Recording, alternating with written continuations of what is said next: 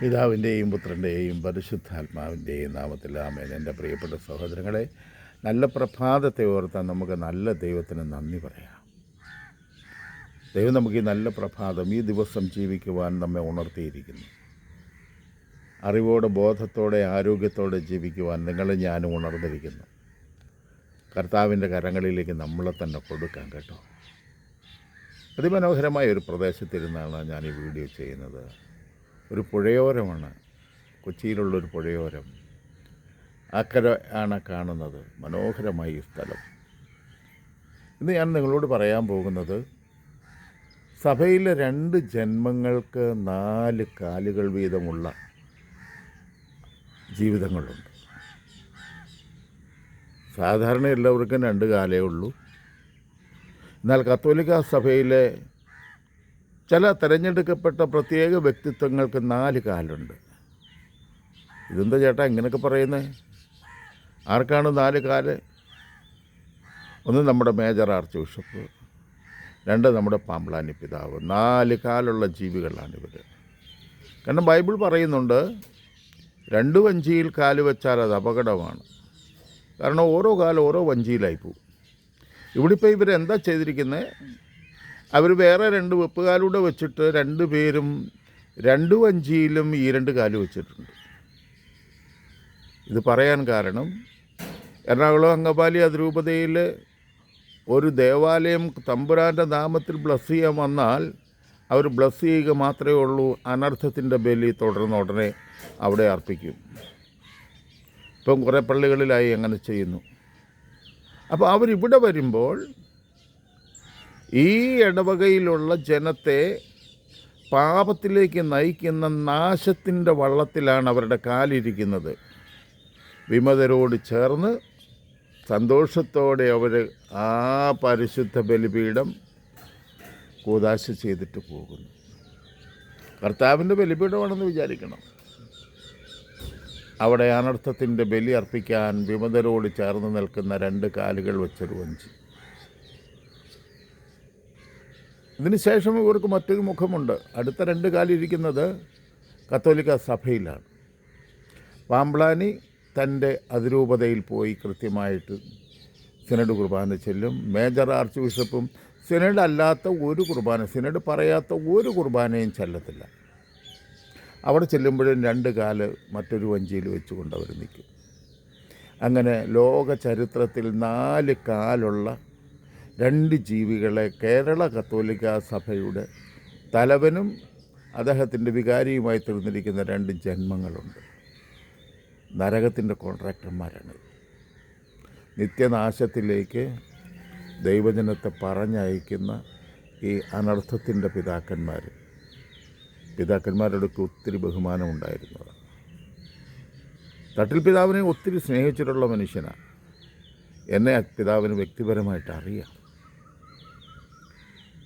പക്ഷേ ആ കൊച്ചു പിതാവായിട്ടും പിന്നെ വലിയ പിതാവായിട്ട് വടക്കേ ഇന്ത്യയിലുമൊക്കെ ശുശ്രൂഷ ചെയ്തപ്പോൾ ഈ മനുഷ്യനിൽ നിന്ന് ഒഴുകി വരുന്ന കൃപയുടെ അനുഗ്രഹത്തിൻ്റെ വാക്കുകൾ എത്ര ഭയങ്കരമായിരുന്നു. കൃത്യമായ ക്രിസ്തുവിൻ്റെ മോഡലായിരുന്നു. എന്നാൽ മേജർ ആർച്ച് ബിഷപ്പ് ആയതോടുകൂടി സകല മോഡലിസവും വിട്ടുപോയി. എതിർ മോഡലായി മാറുക. എൻ്റെ പ്രിയപ്പെട്ട സഹോദരങ്ങളെ, സങ്കടവും വേദനയും ഒരുപാടുണ്ട്. പാമ്പ്ലാനി എന്ന് പറയുന്നത് ഒരു ഗുണ്ട തന്നെയാണ്. എന്തിനെ നേരിടാൻ ഞാൻ ഇടിച്ച് തകർക്കുമെന്നും പറഞ്ഞാണ് വന്നത്. കർത്താവിൻ്റെ സഭയ്ക്കിട്ട് ഇടിച്ചിട്ട് കയറിയില്ല, കൈയെല്ലാം പൊട്ടിപ്പോകായിരുന്നു. ഇവിടുത്തെ കാര്യങ്ങളെല്ലാം സമാധാനപൂർവ്വം പോകുന്നെന്ന് കൂടെയുള്ള ചിറ്റപ്പന്മാരോട് പറഞ്ഞു. അവരെല്ലാം മിണ്ടാതിരുന്നു. റോമിൽ നിന്ന് വന്ന പിതാവിനോടും പറഞ്ഞ് ഇവിടെ എല്ലാം റെഡിയാണ്. അപ്പോൾ തൻ്റെ കയ്യിലിരുന്ന ഫോട്ടോസ് എല്ലാം ആ പിതാവ് കാണിച്ചു. ബസിലിക്കായിൽ സമരം ചെയ്യുന്ന സഹോദരങ്ങളുടെ ഫോട്ടോ.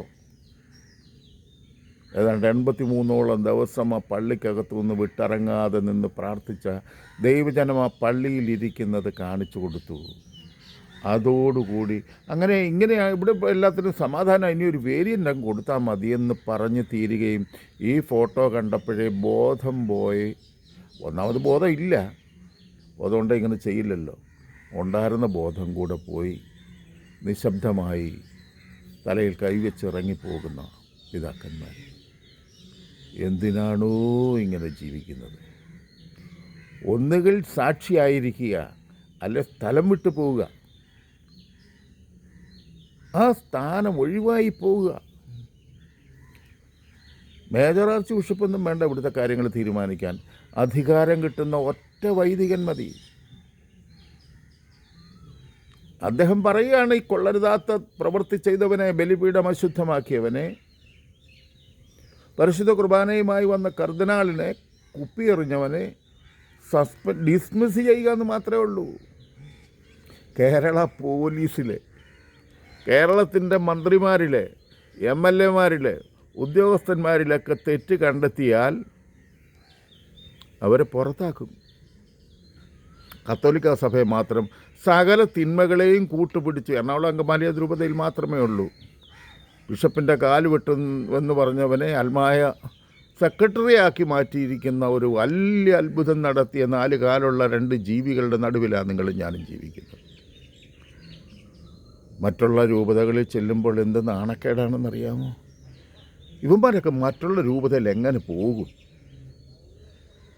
അതുകൊണ്ട് ഇപ്പോൾ വലിയ സന്ദർശനമൊന്നുമില്ല. മറ്റേത് ആ പള്ളി പോയി കുർബാനയില്ലേ, ഈ പള്ളി ആരെങ്കിലും നാട്ടുകാർ വഴക്കുണ്ടാക്കി സഭയോട് ചേർന്ന് നിൽക്കുന്ന ബലി അർപ്പിക്കുന്ന പള്ളി പോയിട്ട് മുടിഞ്ഞ പ്രസംഗമല്ലേ. ആദ്യം ഈ പ്രസംഗം തന്നോട് തന്നെ ഒന്ന് പ്രസംഗിച്ച് നോക്കിക്കേ, ഇതിൻ്റെ അർത്ഥം ഒന്ന് ചിന്തിച്ച് നോക്കിക്കേ. ഒരിക്കൽ പറഞ്ഞായിരുന്നു കേട്ടോ, നമ്മുടെ തോമാക്കുന്നിലേക്ക് നിങ്ങളൊക്കെ വന്ന ഒരു പിടി ചോറ് തരാനുള്ള വകയൊക്കെ ഉണ്ട്. മേജറായി കഴിഞ്ഞപ്പോൾ ഉള്ളവരുടെ ഒരു പ്രസംഗം എവിടെ? തോമാക്കുന്നിൻ്റെ ഗേറ്റ് തുറന്നിട്ട് വേണ്ടേ? ദുഃഖ വെള്ളിയാഴ്ച പോലും കരുണ കാണിക്കാൻ കഴിയാത്ത ഈ പിതാക്കന്മാർ അന്തസ്സായിട്ട് പൈശാചിക ശക്തിയുടെ പിടിയിലാണെന്ന് 100% ഞങ്ങൾക്ക് മനസ്സിലായിട്ടുണ്ട്. അതുകൊണ്ടാണ് ഞങ്ങൾക്ക് ഇവരോട് വ്യക്തിപരമായ പ്രശ്നങ്ങളൊന്നും ഇല്ലാത്തത്. കാരണം അവരിൽ പ്രവർത്തിക്കുന്നത് ദൈവത്തിൻ്റെ പരിശുദ്ധാത്മാവല്ല, അശുദ്ധാത്മാവാണ്. ലോകത്തിൻ്റെ ലോകാരൂപി. തൻ്റെ സ്ഥാനമാനം പോകാതിരിക്കാൻ വേണ്ടി മാത്രം പ്രവർത്തിക്കുന്ന ഈ പിതാക്കന്മാരുടെ മാനസാന്തരത്തിന് വേണ്ടി പ്രാർത്ഥിക്കാം.